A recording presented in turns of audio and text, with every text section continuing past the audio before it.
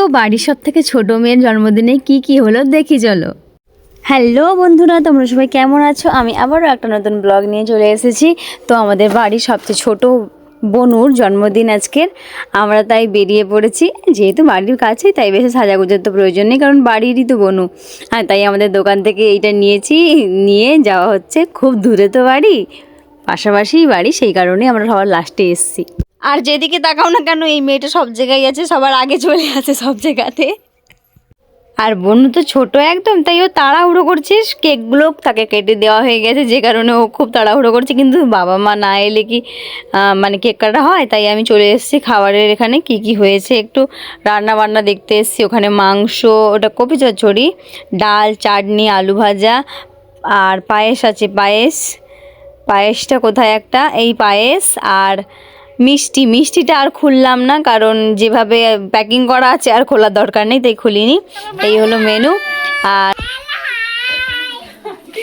তারপরে hi guys, আমার channel subscribe করো।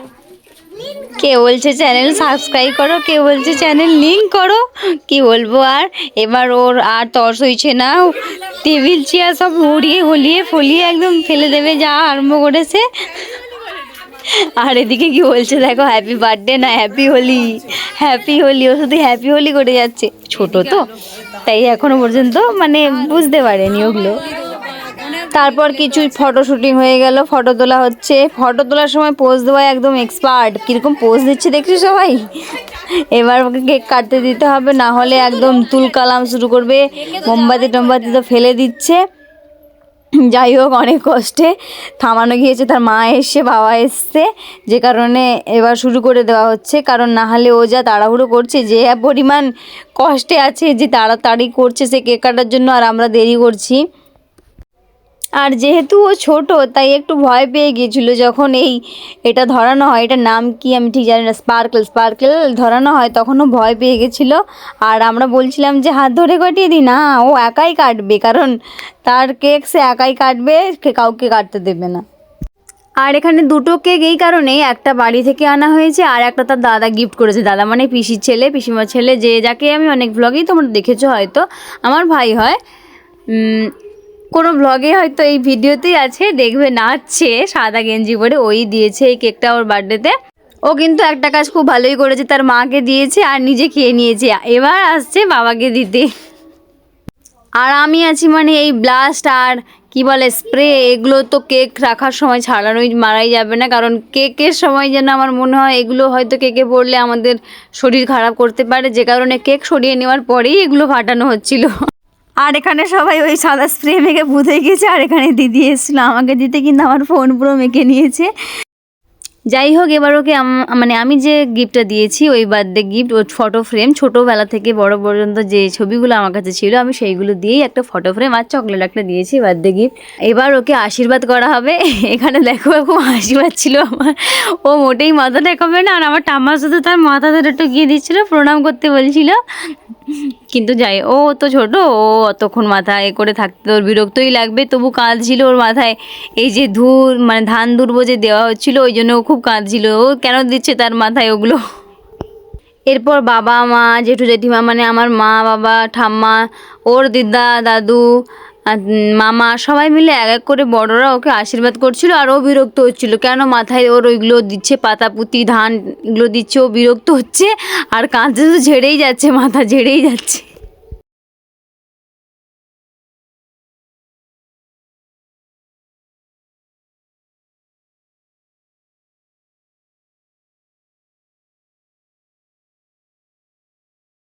এইবার একটু একটু করে সবাই পায়েস খাইয়ে দিচ্ছে, দাদু, দিদা, মা, বাবা, সবাই একটু করে পায়েস খাইয়ে দিচ্ছে।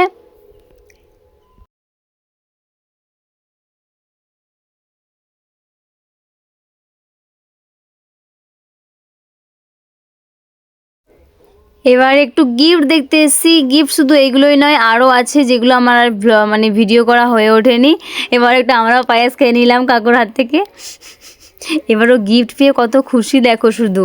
যাই হোক, অনেক বার্থডে সেলিব্রেশন হলো, এবার তো খাওয়া দাওয়ার ব্যাপার আছে না, তাই সবাই আমরা যেহেতু বাড়িতেই বাড়ি তাই আমরাই খাওয়ার দাওয়ার দিচ্ছিলাম। আমি খাওয়াটা দিতে পারিনি, কারণ আমার দ্বারা খাবার দেওয়া একদম অসম্ভব ব্যাপার, তাই যেগুলো কম কষ্টের সেগুলোই আমি করি সবসময়। এই যে কাপড় নিয়ে দাঁড়িয়ে আছি, কাপড় নিয়ে দাঁড়িয়ে থাকার মানে আমি শুধু দাঁড়িয়ে নেই, আমি কিন্তু কাজই করছি, কারণ কাপড় দিয়ে আসন পাচ্ছিলাম।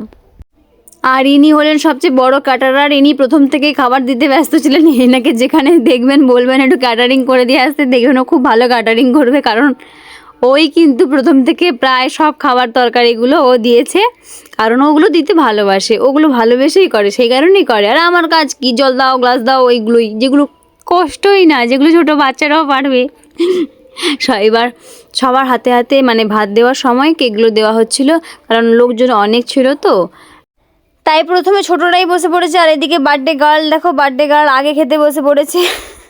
ওকে বলা হয়েছিল তুই আয় এখন, পরে খাবি, মানে মায়েদের সঙ্গে খাবি একটু পরে, না সে ওখানেই তাদের সঙ্গে বসে বসে খাবে। ওর হাসিটা দেখো শুধু। একটা বোতল নিয়েছে আর বসেছে। আর এখানে গুনগুন, এটা আমার একটা দিদির মেয়ে, আর ওখানে বার্থডে গার্ল খেতে বসে পড়েছে, কিন্তু থালা এখনও রেডি হয়নি, কি করা যাবে, খেতে তো বসে পড়েছি, তাই আর অর্ধেক রেডিতেই থেকে গিয়েছে। আর আমরা এখানে একটু ল্যাদ খেতে এসেছি, দেখো আমরা কী কী করি শুধু।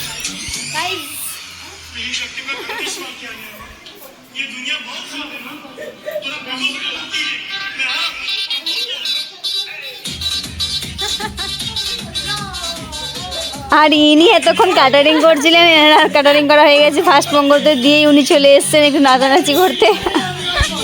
আর বলছিলাম না যে সাদা ড্রেস পরে নাচছে, এই তার দাদা, মানে এই আমার ভাই পিসিমার ছেলে, ওই দিয়েছিল ওই কেকটা। এই অনেকদিন পর সবাই একসঙ্গে হয়েছি, তাই ট্রেন্ডিং গানটাতেই সবাই মিলে মজা করছি।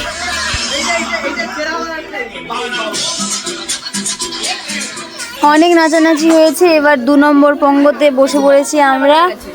আমার মা যেহেতু ভাত দিয়েছিল তো কোনো কথাই বলা যাবে না, তখন টর্চার করেই তোমাকে কাঁড়ি কাঁড়ি ভাত খাওয়াবে, কিছু বলার নেই, ওখানে চুপ করেই থাকতে হবে। আশা করি সবার মাই এরকমই হয়। এবার আলু ভাজা পড়ে গিয়েছে, পরপর আসবে কপি চচ্চড়ি, এবার কপি চচ্চড়ি আর ডাল। আমি ডাল আর কপি চচ্চড়ি দিয়ে অল্প একটু ভাত খেয়ে নিয়েছি।